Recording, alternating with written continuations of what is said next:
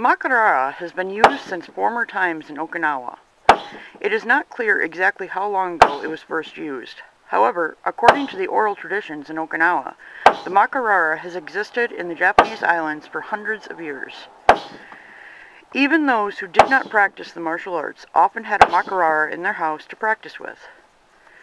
Makiwara is written with the Chinese characters Maki, which means coil, and Wara, which means straw. Traditionally, the Makiwara is made of a wooden shaft with straw curled around the top to serve as the striking area. The purpose of the Makiwara training is to strengthen the wrist and condition the front two knuckles of the fist to make them durable and resilient, and to develop the specific muscles required for a strong punch. By practicing with the Makiwara, the karateka will discover how to develop real striking power through feeling the strength of his punch against a firm object. If you only punch in the air, you cannot feel the true power of your punch. However, if you strike the Makiwara, you will immediately know the power of your punch, and your whole body will come to understand the true sensation of a fully focused punch against a solid object.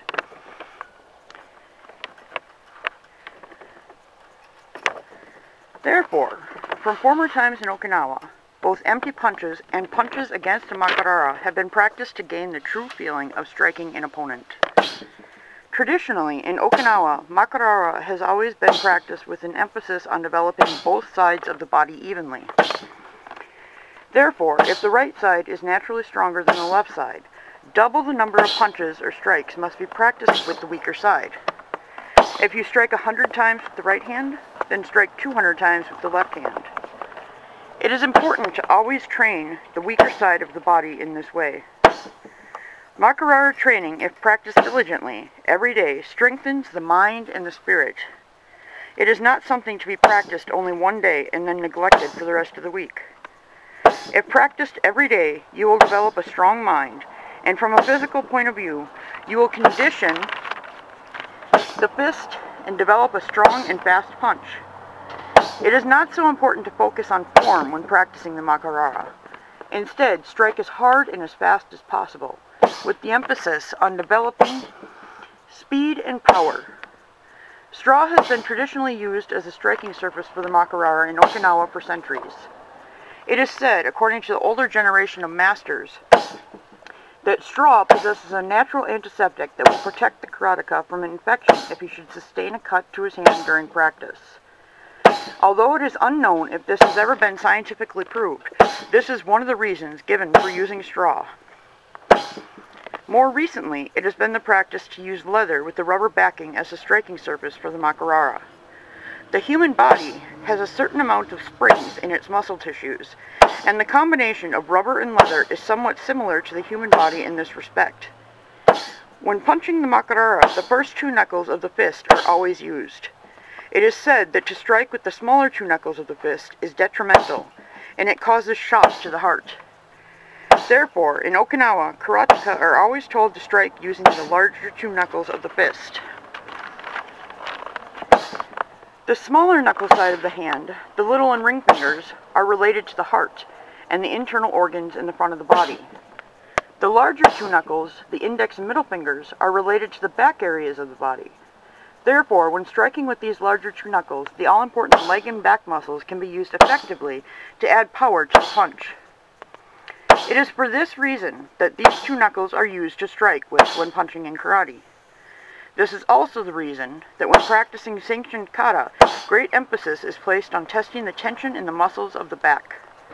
When performing the punching movements in sanctioned kata, the instructor will normally stand behind the student rather than in front to show correct use of the back muscles. When punching the Makiwara, the arm is weak and will buckle and spring back. Therefore, as the punch makes contact, the fist, arm, shoulder, latissimus dorsi muscles, and the rear muscles from the back down to the legs, and including the soles of the feet, all must be tightened in an instant when the punch is focused. Because of this, developing the correct form for a punch is greatly helped by Makiwara training.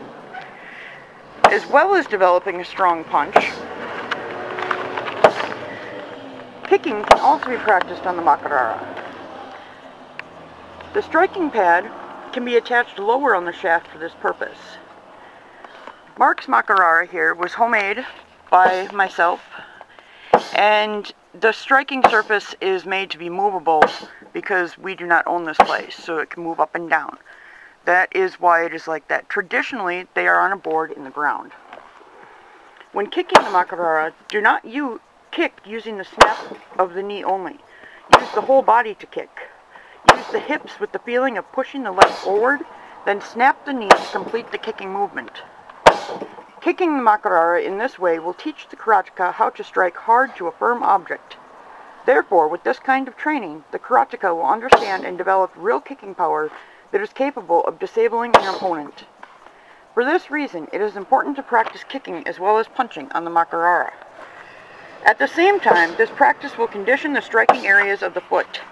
The ball of the foot, the heel, and even the instep can be conditioned on the Makiwara.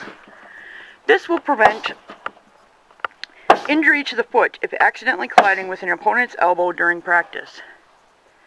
When beginning Makiwara training, if the skin of the knuckles breaks, immediately discontinue use and apply antiseptic to the afflicted area.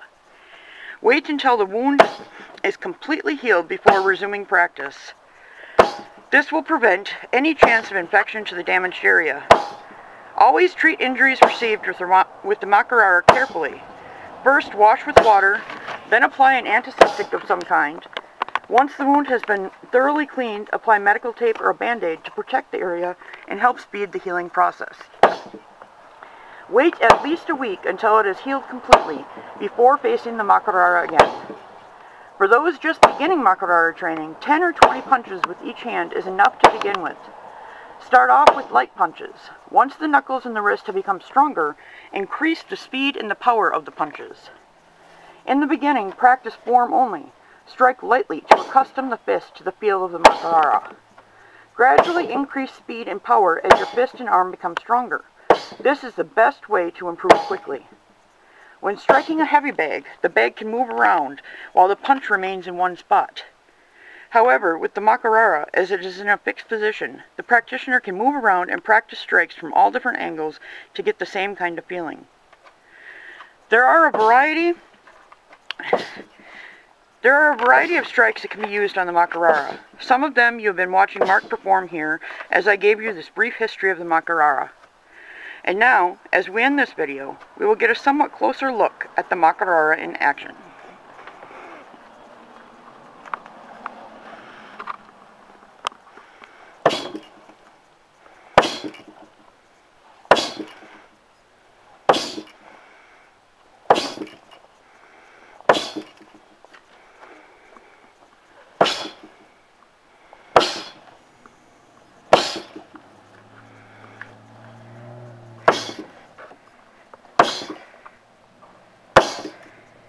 So with that, this is Mark and Jen saying peace.